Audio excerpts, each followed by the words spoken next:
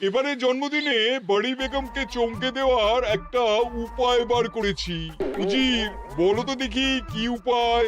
নবাবের সাজিশের হদিশ পাওয়া আমার বুদ্ধিতে নামুমকিন। বেশক বহুত বড়িয়া কোনো মতলব আছে। এবারে বেগমের জন্মদিনে বিরাট একটা উৎসব করব। সারা দেশ থেকে মহান মহান অতিথিদের নিয়ে আসা হবে। দুনিয়ার সেরা সেরা খাবার, সেরা সেরা গাইয়ে, সেরা সেরা বাজিয়ে, সেরা সেরা নাচিয়ে রাতকে দিন করে দেবে এমন রোশনাই। রেস্ট নাই। কি বললে? বহুত বড়িয়া আপনার সোচ, লেকিন মাফ করবেন হুজুর, রাজকোষের অবস্থা খুবই খারাপ। উৎসব করার মতো তো রেস্ট নাই জাহাপানা। কোনো কথা শুনতে চাই না। আমি হলাম গিয়ে বাংলার নবাব। আমি আনন্দ হই হুল্লোড় করবো না তো কে আর করবে? একদম ঠিক জাহাপানা, কিন্তু কর বসিয়ে টাকা তোলো। সব কিছুতেই কর বসানো আছে জাহাপানা। হাসি কান্না ছাড়া আর কোনো কিছুতেই কর বসানো যে বাকি নেই। তার ওপরেই কর বসাও। হাসি কান্নার ওপর কর? না, শীতকাল আসছে, বসাও বসাও কর হাঁচির ওপর। হ্যাঁ, হাতির ওপর কর? বসাও।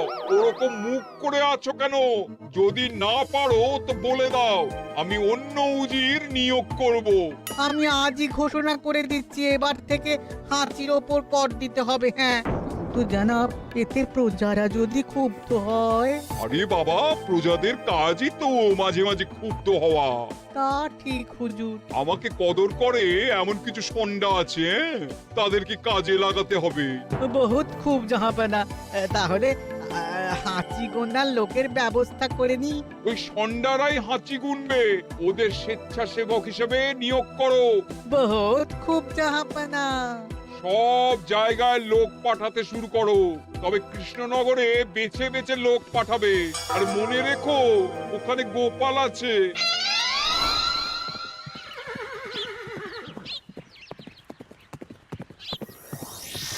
সব জায়গায় কর আদায়কারী পাঠিয়ে দেওয়া হয়েছে জাহাপানা। আপনার কথা মতো তাদের বলে দেওয়া হয়েছে যে আদায় হওয়া করের 10% তাদের বেতন হিসেবে দেওয়া হবে।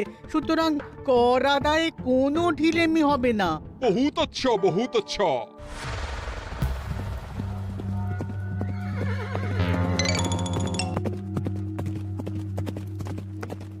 হ্যাঁ, তুমি ঠিক পড়েছো তো মন্ত্রী? হাঁচির উপরে কর? বলেন তো, আর একবার পড়ছি মহারাজ। আসলে এটা নবাবই মশকরা। আমাদের নবাব যে খুবই রসিক মানুষ তা তো আমরা দেখেছি। বারবার কৃষ্ণনগরের সঙ্গে রসিকতা করতে গিয়ে হাঁড়ি ফেটে রস একেবারে মাখামাখি হয়েছে, আর সারা গায়ে পিঁপড়ে ধরেছে। মস্করা নয়, একদম সত্যি কথা। হাঁচির উপরে কর বসানো হয়েছে, আর আমরা হলাম নবাবের খাস হাঁচি গোনার দল। আমরা এই কৃষ্ণনগরে থিতু হয়ে বসলাম বটে। এবারে হাঁচি গুনবো আর মোহর আদায় করব। গোপাল, তুমি কি বলো? সর্দার, তোমাদের এখানে আসা একেবারেই লোকসান হয়েছে। কেন মশাই? আচ্ছা, আপনি গোপাল? না না, আপনার কোনো কথাই শুনবো না। আমাদের বই বই করে বলে দেওয়া হয়েছে, গোপাল হইতে সাবধান। সর্দার, আমি তোমাকে সাবধান হতেই বলছিলাম। হাঁচি ধরতে গেলে তোমাদের খুব সতর্ক থাকতে হবে, কারণ এই কৃষ্ণনগরের বাসিন্দাদের শরীর স্বাস্থ্য এত ভালো যে এখানে কেউ হাঁচে না, কাশে না, ঢেকুর তোলে না, ইয়ে করে না। বলেন কি মশাই? এটা তো নবাবকে জানাতে হচ্ছে। যাও যাও, এক্ষুনি মুর্শিদাবাদে ফিরে গিয়ে নবাবকে জানাও। ওরে, কেউ এদের যাওয়ার ব্যবস্থা করে দে। ওই তো হেঁচেছে।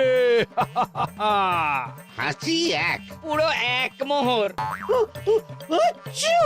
হাঁচি দুই, দুই মোহর। আরে, এটা তো হাঁচির বাচ্চা, এটা তো ধরলে চলবে না।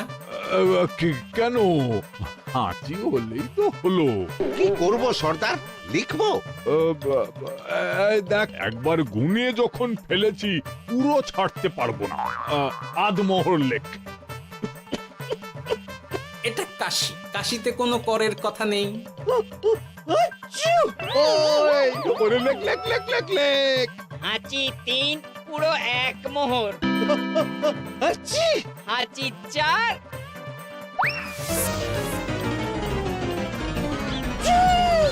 হাঁচি 5, লেখো। হাঁচি 6,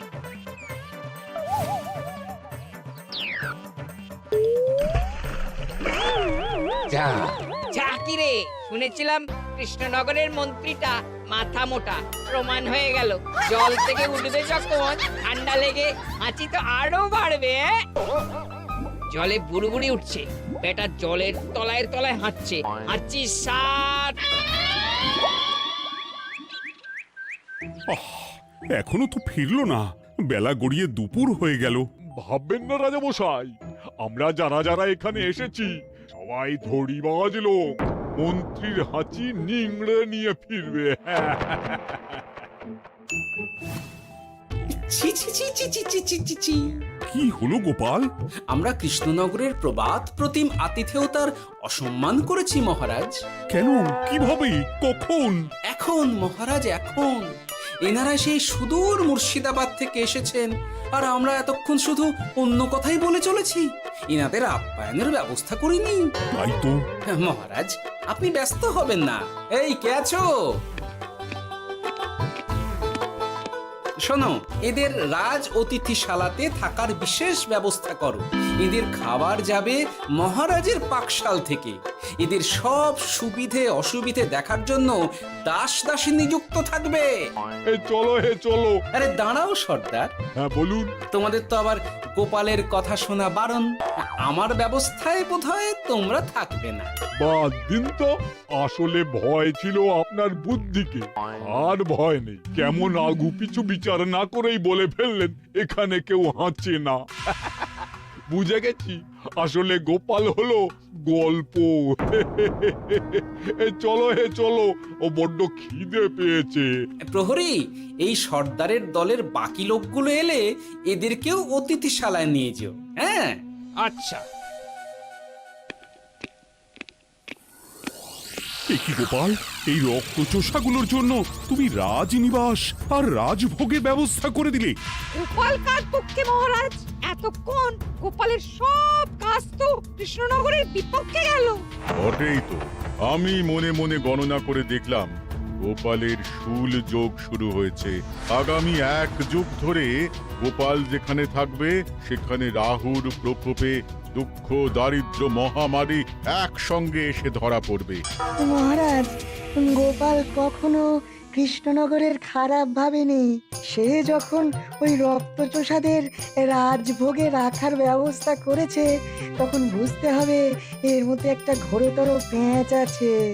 গোপালই তাহলে বলুক কি পেঁচ। মহারাজ, মানুষ বিলাসের সুযোগ পেলে কাজ ভুলে বিলাসেই ডুবে থাকে। কত সম্রাট মহাসম্রাট বিলাসিতায় ডুবে কত সাম্রাজ্য মহাসাম্রাজ্য ভেঙে টুকরো করেছে। এরা তো নবাবের পাঠানো কিছু মূর্খ বালক মাত্র মহারাজ। এদের রাজভোগে ডুবিয়ে দিলে হাঁচির কথা কি এদের মনে থাকবে?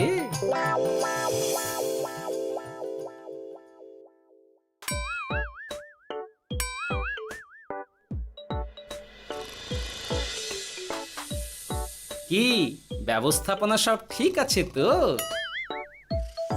হ্যাঁ হ্যাঁ, খাসা ব্যবস্থা হয়েছে। আপনারা আমাদের অতিথি বলে কথা, আরাম করুন।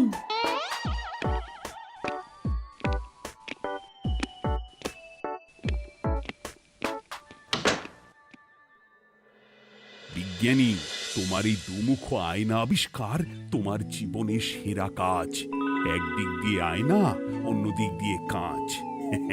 কেউ জানতেই পারবে না যে তার উপর নজর রাখা হচ্ছে। অনবদ্য অনবদ্য। মহারাজের জয় হোক। কিন্তু মহারাজ, এই কৃতিত্বের মূল ভাগীদার আমাদের মন্ত্রী। তাই নাকি? হ্যাঁ মহারাজ, মন্ত্রীর দুমুখ কাজকর্ম দেখেই দুমুখ আয়নার কথা আমার মাথায় আসে। মুখ সামলে কথা বলো বিজ্ঞানী।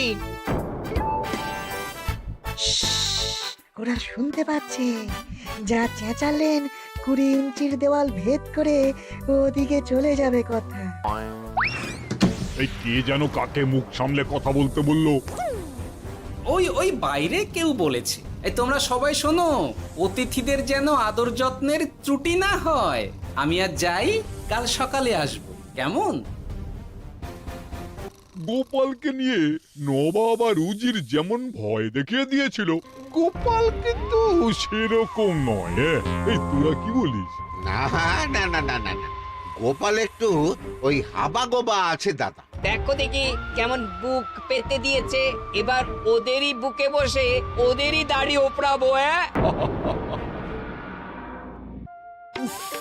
গোপালের জবাব নেই, ঠিক সামলে দিল।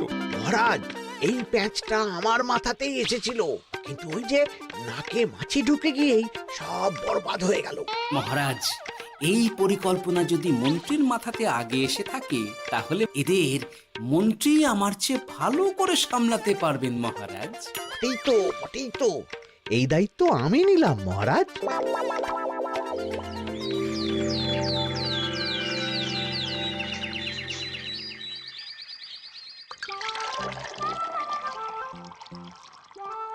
আহা, সকালে ঘুম থেকে উঠে এই রকম বেলের পানা যেন স্বর্গের অমৃত।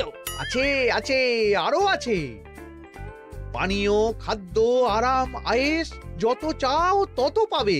এ কি, আপনি গোপাল কোথায়? মহারাজ বিবেচনা করে দেখেছেন যে মহামান্য অতিথিদের পরিচর্যার ভার গোপালের মতো একজন ভাঁড়ের পক্ষে বহন করা সম্ভব নয়, তাই এই দায়িত্ব আমাকে দেওয়া হয়েছে। কিন্তু কোনো কিন্তু নেই সর্দার, আমি যে খানা পিনা নাচা গানা আমোদ আহ্লাদের ব্যবস্থা করেছি দেখে তুমি চমকে যাবে। দেখা নয় বিজ্ঞানী, এবার শুধু কাজের সময়। কাল মন্ত্রীর উপর ওদের ভার ছেড়ে দিয়ে কৃষ্ণনগরের যে সর্বনাশটি করেছো, কোনো কাজ করে আর সেটিকে সামলানো যাবে না। হ্যাঁ, আহা, তোমার দেখছি মন্ত্রীর উপরে একটুও আস্থা নেই। ঠিক কি প্যাচ করছো বলো তো? প্যাচের কথা পরে হবে, তোমাকে যত তাড়াতাড়ি সম্ভব হাঁচির ওষুধ আবিষ্কার করতে হবে। হাঁচির ওষুধ? হ্যাঁ, হাঁচির ওষুধ। ওভাবে দেখছো কি বন্ধু, তোমাদের কাজের সব দায়িত্ব এখন আমার কাঁধে। তোমরা আমোদ করবে আর আমি কর আদায় করে তোমার হাতে এনে তুলে দেব। সর্দার, এর মধ্যে একটা চাল আছে মনে হচ্ছে। কি আর আমি বুঝিনি। এখন কি করবে? বিশ্বাস করে আদায় উসুলের ভার এর উপরে ছেড়ে দেবে? পাগল নাকি? মন্ত্রী মশাই, বলো বন্ধু। বলছিলাম আর দেরিতে কাজ কি?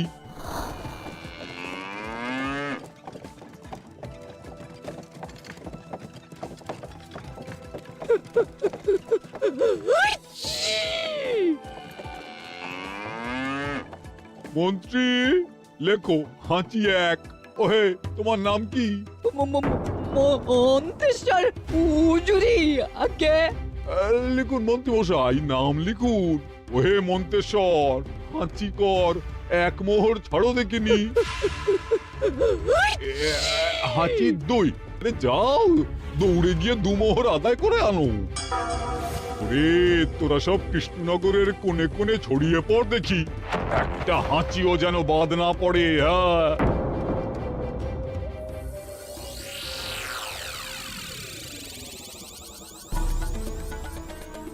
এটা হুজুরে আলা বর্ধমান, খাম্বাস এবং কৃষ্ণনগর থেকে।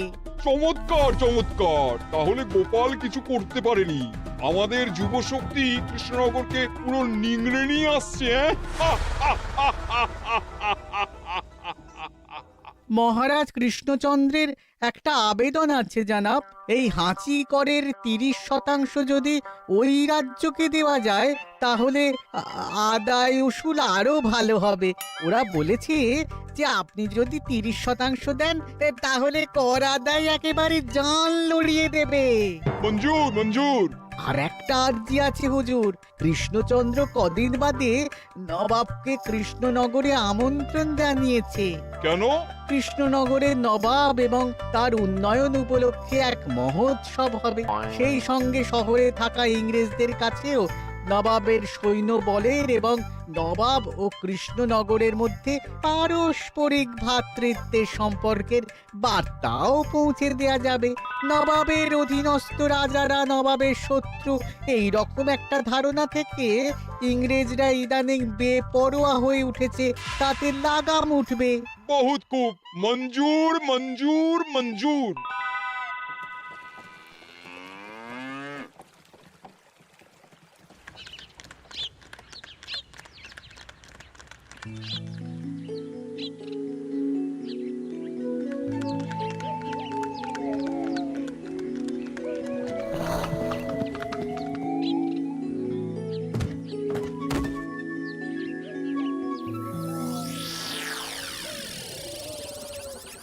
কি ব্যাপার গোপাল?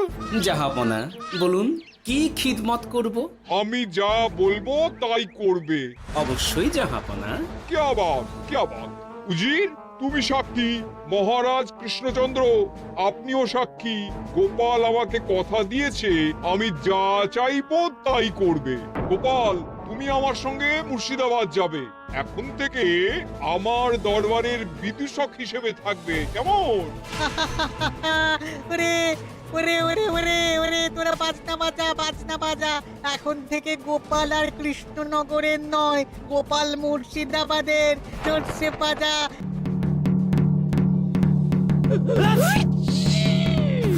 কি হলো? হুজুর, মনে হচ্ছে আপনার সৈন্যদল হাঁটছে। হ্যাঁ? হুজুর, হাঁচিগড়ের বন্যা, সব সৈন্য 10-12টা করে হেঁচে ফেলেছে। মানে প্রচুর মোহর হয়ে গেছে আর বাড়ছে বাড়ছে। আমার হাঁচি গোনার দল একটা হাঁচিও বাদ দেবে না। মোহর রাখার জন্য নতুন পোশাকখানা বানাতে হবে হুজুর। সর্দার, আমাদের হাঁচিগুলো কি খুলবো? হ্যাঁ, নিশ্চয়ই, একটা হাঁচিও যেন বাদ না পড়ে। চলুন হুজুর, আমরা এখানে দাঁড়িয়ে থেকে আর কি করব? ওরা হাঁচুক আর হাঁচি গুনুক। চলুন নবাব বাহাদুর, আপনার জন্য কৃষ্ণনগরের রাজাতিথ্য অপেক্ষা করছে। হুজুর, আমার মনে হয় আমাদের কৃষ্ণনগরে এখন আর দেরি করা উচিত হবে না। আমরা সোজা শহরের দিকে রওনা হয়ে যাই। শহরের ইংরেজদের শিক্ষা দিয়ে ফেরার পথে আমরা কৃষ্ণনগরের আতিথ্য গ্রহণ করব। সে কি? মহারাজ, নবাবের মতো কর্তব্যপরায়ণ ইনসানকে তার কর্তব্য পালনে বাধা দেবেন না। আমরা ওনার শহর থেকে ফেরার অপেক্ষায় থাকব। ঠিক ঠিক, আমার এক্ষুনি শহরে যাওয়ার দরকার। ইংরেজরা সব নিয়ম কানুন ভেঙে চুরে যা ইচ্ছে তাই করতে আরম্ভ করেছে। বুঝি, সৈন্যদের ডাক দাও, চলো রওনা হই। কিন্তু জাহাপনা, আপনার সৈন্যদের থেকে পাওনা মোহরগুলো এতক্ষণে যা হেঁচেছে, লাখখানেক মোহর তো হয়েই গেছে। ওটা আমরা নিজেদের মধ্যে বুঝে নেব। কিন্তু ওই করের 30% যে কৃষ্ণনগরের পাওনা। পেয়ে যাবে। শহর থেকে ফিরি। আরেকটা কথা, হাঁচিকর ব্যবস্থা এখন থেকে উঠে গেল।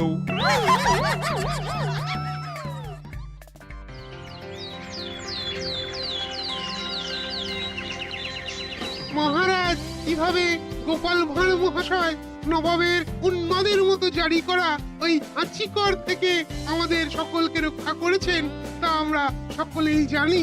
সমাজের তরফ থেকে তাই গোপালকে সামান্য উপহার।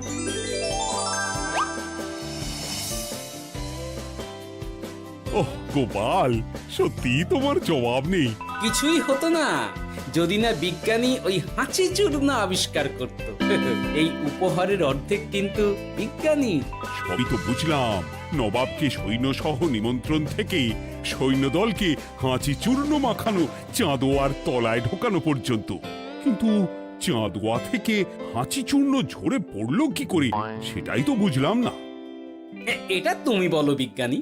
শব্দে বাতাসে কম্পন তৈরি হয়। গোপালের হাততালিতে আমার ঘরের শাড়ি থেকে হাঁচির জন্য ঝরে পড়েছিল।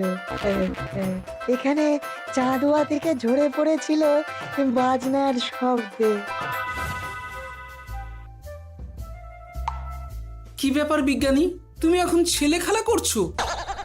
হাঁচির ওষুধ হয়ে গেছে। হয়ে গেছে? মূল উপাদান তামাক, গোলমরিচ আর আলকুশির গুঁড়ো। কাজ হবে? হাততালি দাও। হাইস! কাজ হলো। ব্যাপারটা কি হলো? ওই শাড়িটাতে হাঁচি চূর্ণ মাখানো আছে, তোমার হাততালির শব্দের কম্পনে ঝরে ঝরে পড়েছে। একবার নাকের কাছে এলে পিঁপড়ে থেকে পিশাচ, হাঁচতেই হবে, হাঁচতে হবেই হবে। নবাব যদি বাজনা বাজাতে না বলতো। আমাদের বাজনদাররা তৈরি ছিল মহারাজ। যাক, সবই ভালোই ভালোই মিটে গেল। যার শেষ ভালো তার সব ভালো। ব্যাস, এখন শুধু একটাই কাজ বাকি। নবাবের কাছ থেকে করের 30% বাবদ পাওনা মোহর মুর্শিদাবাদে গিয়ে নবাবের কাছ থেকে তুমি নিয়ে আসবে। আচ্ছা মহারাজ,